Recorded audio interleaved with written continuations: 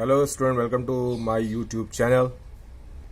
Student, इस video में हम लोग बात करेंगे क्लास 12 के फिजिक्स इलेक्ट्रोस्टैटिक का एक बहुत ही स्पेशल सेक्शन आता है, कैपेसिटेंस या कैपेसिटर। ये इलेक्ट्रोस्टैटिक का बहुत ही स्पेशल सीरीज चलने वाली है, बहुत ही इंटरेस्टिंग सीरीज है, इसको ढंग से देखिएगा। तो इस इलेक्ट्रोस्टैटिक का जो सेक्शन मैं आज शुरू कर रहा हूँ दैट इज कैपेसिटेंस या कैपेसिटर, जिसको हम लोग हिंदी में संधारित्र भी कहते हैं। तो चलिए शुरू करते हैं। सो स्टूडेंट, इससे रिलेटेड हमारा फर्स्ट टॉपिक है इलेक्ट्रिकल कैपेसिटेंस। हिंदी में इसको आप लोग विद्युत धारिता कहेंगे। हिंदी मीडियम के बच्चे अपने हिंदी मीडियम में समझेंगे, इंग्लिश वाले अपने इंग्लिश में समझेंगे। तो इलेक्ट्रिकल कैपेसिटेंस विद्युत धारिता का मतलब होता है कि अगर आपके पास कोई कंडक्टर है तो वो कितना चार्ज अपने पास कैरी कर सकता है, अपहोल्ड कर सकता है, उसको स्टोर कर सकता है। तो उसकी जो एक एक्सटेंट लिमिट होती है that is called electrical capacitance, विद्युत धारिता। जैसा कि मैंने आपको इस फिगर में एक कंडक्टर शो किया हुआ चालक है। अब ये चालक या कंडक्टर अपने ऊपर चार्ज कैरी करेगा, ठीक है। तो ये अपने ऊपर कितने एक्सटेंड मैक्सिमम पावर तक चार्ज को अपहोल्ड कर सकता है, कितना चार्ज ये कैरी कर सकता है, इसकी जो लिमिट होती है दैट इज कॉल्ड कैपेसिटेंस। यानी कि किसी भी चालक के द्वारा या कंडक्टर के द्वारा मैक्सिमम चार्ज कैरी करने की जो एबिलिटी होती है, मैक्सिमम चार्ज रखने की जो क्षमता होती है, ताकत होती है, उसी को हम लोग कहते हैं कैपेसिटेंस। क्लियर हो गया? जैसे आप इस ग्लास को देख रहे हैं, तो इस ग्लास में हम वाटर कैरी करते हैं। तो वाटर इसके ग्लास में कितना मैक्सिमम वॉल्यूम कवर कर सकता है, तो आपको पता है ग्लास के अंदर वाटर उतना ही कैरी करेंगे जितना इस ग्लास की कैपेसिटी होगी। अगर ये ग्लास 1 लीटर का है तो वाटर भी इसमें 1 लीटर ही आएगा। अगर ये ग्लास आपका हाफ लीटर का है तो वाटर भी हाफ लीटर आएगा। अगर ये ग्लास 1 लीटर का है तो क्या आप इसके अंदर 2 लीटर वाटर कैरी कर सकते हो? नहीं। तो इस ग्लास की जो मैक्सिमम कैपेसिटी है वो कितनी है? 1 लीटर है। ओके, तो जो ये 1 लीटर कैपेसिटी आ रही है ग्लास की, मैक्सिमम कैपेसिटी कहलाती है। तो इसको आप इसे कनेक्ट करके देखिए कि जिस तरह से एक ग्लास में 1 लीटर वाटर अपहोल्ड हो सकता है मैक्सिमम, इससे ज़्यादा नहीं, क्योंकि अगर 1 लीटर से ज़्यादा कैरी करोगे तो ग्लास का वाटर बाहर आ जाएगा। सिमिलरली कंडक्टर भी एक मैक्सिमम पावर तक अपने ऊपर चार्ज रख सकता है।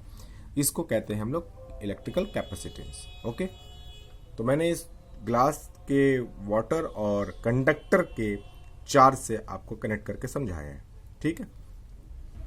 सो मैंने हिंदी में लिखा हुआ है छात्रों, चालक के द्वारा आवेश के संग्रहण करने की जो क्षमता होती है उसे विद्युत धारिता कहते हैं। अर्थात कोई चालक है, चालक अपने ऊपर क्या कैरी करेगा, आवेश कितना वो संग्रहित कर सकता है अपने ऊपर, उसकी जो लिमिट होती है, उसकी जो एबिलिटी होती है, क्षमता, उसी को कहते हैं हम लोग विद्युत धारिता। अब इसको इंग्लिश में लिखने का तरीका यह है, the ability of conductor to hold charge is called electrical capacitance. यानी कि किसी भी कंडक्टर के द्वारा चार्ज को होल्ड करने की जो शक्ति होती है, कैपेसिटी होती है, that is called electrical capacitance. तो ये हिंदी और इंग्लिश में डेफिनेशन है, आपको जैसा अच्छा लगे वैसे लिख लीजिएगा। चलिए अब इसमें आगे बात करते हैं। स्टूडेंट्स, अब आपको ये समझना होगा कि अगर ये कोई कंडक्टर है जिसको मैंने क्यू चार्ज दिया हुआ है, इस कंडक्टर को मैंने अगर क्यू चार्ज सप्लाई किया है, क्यू चार्ज इसको दिया गया है, तो इसके जो पोटेंशियल में यानी कि इसके विभव में जो होने वाली इंक्रीमेंट है, विभव वृद्धि है, वो वी है। अर्थात आवेश क्यू के देने पर उस चालक के चार्ज में चालक के विभव में यानी कि पोटेंशियल में होने वाली इंक्रीमेंट वी है। ओके, तो आप देख रहे हैं कि क्यू आवेश देने पे वोल्टेज भी इंक्रीज कर रहा है। So we can write it Q proportional V. Okay, Q is directly proportional to V. Now replacing this symbol we use equal sign and introduce a new symbol C V. Okay, तो we get Q is equal to CV. ये जो C है it is a capacitance. It is a capacitance. So student, C को जैसे कि मैंने आपसे कहा कि it is a electrical capacitance where we can say C को हिंदी में कहेंगे हम लोग विद्युत धारिता, electrical capacitance. Okay, we can also write it as C is equal to V, transfer कर दो नीचे तो Q by V, तो we get the formula of electrical capacitance C is equal to Q by V. It is a very important formula. Again repeat it, C is equal to Q by V. Q is a charge and V is a potential. Okay, Q is a supplied charge, जितना charge आपने दिया है, and V is increment in potential. ठीक है. So students, मैंने इसको abbreviation को clear up करके लिखा हुआ है. Capacitance is equal to Q charge by potential. Hindi में लिखेंगे वैद्युत धारिता बराबर वैद्युत आवेश बटा वैद्युत विभव. ठीक है, वैद्युत धारिता इज इक्वल टू वैद्युत आवेश बटा वैद्युत विभव. तो ये C is equal to Q by V is a very important formula. अब मैं इसके यूनिट्स, डायमेंशनल फॉर्मूले के बारे में बात करता हूँ और ये देखते हैं कि किस टाइप की क्वांटिटी है. सो स्टूडेंट, इसके SI यूनिट के लिए बहुत ही संक्षेप में अगर देखें तो C इज इक्वल टू, हमारे पास पहले से फॉर्मूला है Q by V. Okay, unit निकालना है आपको. तो Q का SI यूनिट आपको पता है कुलाम होता है. ओके, तो C for कुलाम and divide by V का जो वोल्टेज है, वोल्टेज का SI यूनिट आपको पता है वोल्ट होता है, तो we can write it volt. तो हमें एक यूनिट मिल गया कुलाम पर वोल्ट. कुलाम पर वोल्ट. सो मैंने इसको लिख दिया कुलाम पर वोल्ट या Q by V, C by V, C for कुलाम and by volt. Okay, ये इसका SI यूनिट आ गया. लेकिन इसको हम लोग एक कुलाम पर वोल्ट को फैरेड भी बोलते हैं. कुलाम पर वोल्ट को फैरेड भी बोलते हैं. तो सो इसका एक यूनिट हम ये ले लेते हैं फैरेड, FRAD. ओके स्टूडेंट, तो हम लोग इसमें कह सकते हैं कि एक फैरेड की वैल्यू 1 कुलाम पर 1 वोल्ट होती है. यानी 1 कुलाम अगर चार्ज लेके 1 वोल्टेज इंक्रीमेंट लेते हैं तो उसकी जो कैपेसिटेंस होती है 1 फैरेड होती है. ओके, तो 1 farad is equal to 1 coulomb per 1 volt. अब चूंकि स्टूडेंट्स फैरेड एक काफ़ी यूज एक बड़ा एक यूनिट होता है, इसके कुछ छोटे यूनिट हमने कैलकुलेशन में लेने पड़ते हैं. तो जैसे कि 1 micro farad. Okay, this is 1 mu F. 1 mu F का मतलब होता है 1 माइक्रो फैरेड. 1 माइक्रो फैरेड की value 10 to the power minus 6 farad लेंगे हम लोग. एंड नाउ सिमिलरली एक और भी है, 1 nano farad. 1 nano farad is equal to 10 to the power minus 9 farad. तो ये इसलिए ली जाते हैं कि farad is a very use ऐसा यूनिट, ये बहुत बड़ा एक मात्रक होता है. इसके कुछ छोटे मात्रक हम लोग नॉर्मली क्वेश्चंस में यूज करते हैं, micro farad and nano farad. And similarly pico farad भी आता है, तो we can write it another pico farad. Pico farad 10 to the power minus 12 farad. तो इस तरीके से कुछ छोटे यूनिट्स हैं फैरेड के फॉर्म में. 1 micro farad, 1 nano farad and 1 pico farad, इनको आप यूज करेंगे. ओके, तो SI यूनिट के बारे में बात हो चुकी है. Now we are going to calculate dimensional formula of C. Dimensional formula निकालने के लिए हम उसी फॉर्मूले का यूज करेंगे. C is equal to Q by V. Q is charge and V is potential. Okay, Q V का जो बेसिक फॉर्मूला आपने क्लास 10th में भी पढ़ा होगा, V for electric potential, that is W by Q.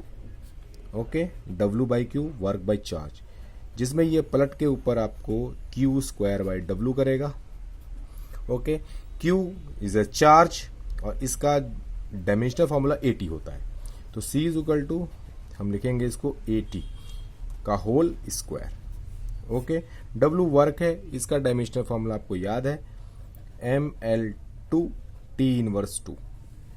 Okay student, तो M ऊपर गया, सिंगल है M, ऊपर है कहीं है नहीं, तो M इनवर्स. L स्क्वायर भी यहाँ आप देखिए ऊपर नहीं है, ऊपर जाने के बाद ये -2 यानी कि इनवर्स 2. ओके, T -2 यानी इनवर्स 2, लेकिन T ऊपर भी 2 आ रहा है, तो जब ये माइनस ऊपर जाएगा तो प्लस बनेगा और ये दोनों मिलकर 4 कर जाएंगे. ओके, और A स्क्वायर. तो it is the required dimensional formula of C, यानी कि कैपेसिटेंस का डायमेंशनल फॉर्मूला, संधारित्र की धारिता का विमीय सूत्र. सो स्टूडेंट, इस तरह से मैं डायमेंशनल फॉर्मूला निकाल लिया. अब आपको थोड़ा मैं बताता हूँ कि इसका सिंबल कैसा होता है, इसको लिखते कैसे हैं, रिप्रेजेंट कैसे करते हैं. तो आप इस तरीके से 2 पैरेलल प्लेट बनाइए. इस तरीके से ये 2 पैरेलल प्लेट है. ये पैरेलल प्लेट्स जो हैं शो करती हैं हमारे कैपेसिटेंस को, यानी कि धारिता को. ये दिखाने का तरीका है इसका. इलेक्ट्रिकल कैपेसिटेंस को दिखाने का, जो कैपेसिटर्स होते हैं उनको इस तरह से दिखाया जाता है. एक तरीका और भी है जो नॉर्मली आपको अपने चैप्टर्स में मिलेंगे. इस तरह से पैरेलल प्लेट बनाने के बाद C लिखा और यहाँ से क्रॉस करते हैं. इसका मतलब भी कैपेसिटर है, यानी कि धारिता ही है. बस अंतर दोनों में ये है कि ये फिक्स्ड कैपेसिटर है, ये चार्ज को कैरी करने के लिए फिक्स अमाउंट ही होल्ड करेगा. ये वेरिएबल कैपेसिटर है, अपने स्थिति के अनुसार, आवश्यकता के अनुसार अपने सी की वैल्यू को चेंज करेगा। यानी कि इसकी वैल्यू सी की फिक्स होती है और इसकी सी की वैल्यू बदलती रहती है। ओके, तो मैंने इसको लिखा है फिक्स्ड कैपेसिटर। कैपेसिटर का मतलब इसका ये हो गया कि इस कैपेसिटर की जो सी की वैल्यू होगी, मैन्युफैक्चरिंग के टाइम पर जो फैक्ट्री में बनी होगी, आपके सर्किट में भी वही वैल्यू शो करेगी। ठीक है, और इसका मतलब होता है कि जब मैन्युफैक्चरिंग के टाइम पर जो इसकी वैल्यू दी गई होगी, आपके सर्किट में आपके आवश्यकता के अनुसार सी की वैल्यू चेंज भी हो सकती है। सो इसको मैं कहूंगा वेरिएबल कैपेसिटर। ओके, ये सिंबल बहुत ही इंपॉर्टेंट है। स्टूडेंट, कुछ स्टूडेंट्स ने मेरे को अपने कई क्वेश्चंस में मुझसे पूछा है कि सर किस तरह से ये जो चार्ज आपका वोल्टेज पे डिपेंड करता है। थोड़ा इसको मैं क्लियर करता हूँ। सो स्टूडेंट, क्लियर ये करना चाहते हैं हम लोग कि किस तरह से चार्ज वोल्टेज यानी कि आपके पोटेंशियल पर डिपेंड करता है। तो इसके लिए मैं आपको एक फिगर बनाकर, जैसे इस वेसल में आप देख रहे हैं कि वाटर भरा हुआ है और ये भी एक वेसल है दूसरा जिसमें पानी भरा हुआ है। ठीक है, दोनों के अंदर पानी भरा हुआ है। ओके, अब इसमें आपने दोनों को कनेक्ट कर दिया तो आपको इतना तो पता है कि वाटर फ्लो करेगा। वाटर फ्लो किधर करेगा? हाइयर लेवल से लोअर लेवल, यानी कि यहां से वाटर आपका फ्लो इधर करेगा। क्यों फ्लो करेगा? क्यों फ्लो करेगा? उसकी वजह है इसके लेवल में डिफरेंस। ओके, तो जो फ्लो ऑफ वाटर है वो डिपेंड करता है किसके ऊपर? लेवल के डिफरेंस पर। इन दोनों में लेवल का डिफरेंस है, इसलिए वाटर फ्लो किया। अगर दोनों का लेवल सेम होता तो वाटर फ्लो कहीं नहीं करता। ओके, तो यानी कि वाटर के फ्लो का रीजन इसके लेवल का डिफरेंस है। ठीक इसी प्रकार एक एग्जांपल और लेता हूं। दो बॉडीज दिख रही हैं, एक गर्म है और एक ठंडा है। ओके, और दोनों को आपने कनेक्ट कर दिया तो यहां से आपका हीट का ट्रांसफर होगा। तो हीट का ट्रांसफर किधर से किधर होगा? हॉट से कोल्ड की ओर, यानी कि हायर टेम्परेचर से लोअर टेम्परेचर की ओर। ठीक है, तो क्यों ट्रांसफर हुआ? क्योंकि दोनों के टेम्परेचर में डिफरेंस है। सो स्टूडेंट, मैंने यहां लिखा हुआ है हीट ट्रांसफर किस वजह से हुआ? हॉट बॉडी से कोल्ड बॉडी में हीट ट्रांसफर किस वजह से हुआ? तो ड्यू टू टेम्परेचर के डिफरेंस में। तो आप कनेक्ट कर रहे हैं ना कि वाटर का फ्लो आपका लेवल के डिफरेंस की वजह से हो रहा है और हीट का ट्रांसफर आपका टेम्परेचर में डिफरेंस की वजह से हो रहा है। सिमिलरली स्टूडेंट, आपने दोनों को समझने के बाद इसको देखिए, दोनों के दोनों आपके चालक हैं। चालक मीन्स कंडक्टर हैं, दोनों के ऊपर चार्ज है। आपने इनको कनेक्ट किया तो यहाँ पे से फ्लो करेगा आपका व्हाट? चार्ज। क्यों फ्लो करेगा? क्योंकि दोनों के पोटेंशियल में डिफरेंस है। दोनों के पोटेंशियल में डिफरेंस है, difference between this V. Okay, तो जिस तरह से आपने समझा कि इन दोनों वेसल्स में वाटर का ट्रांसफर लेवल के डिफरेंस की वजह से हुआ, दोनों बॉडीज को कनेक्ट किया तो हीट का ट्रांसफर टेम्परेचर डिफरेंस की वजह से हुआ।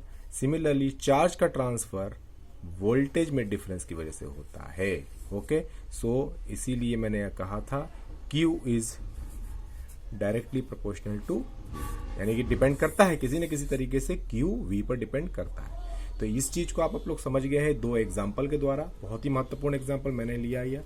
अब आपको ये समझ में आ गया होगा कि किस तरह से टॉपिक में Q is directly proportional to V लिखा गया। ओके स्टूडेंट, इस वीडियो को देखिए, शेयर कीजिए, लाइक कीजिए। सेकेंडली, मैं अब इसके वीडियोस के बहुत ही इंपॉर्टेंट सीरीज चलाने वाला हूँ। सो मिलते हैं नेक्स्ट वीडियो में। Thank you very much.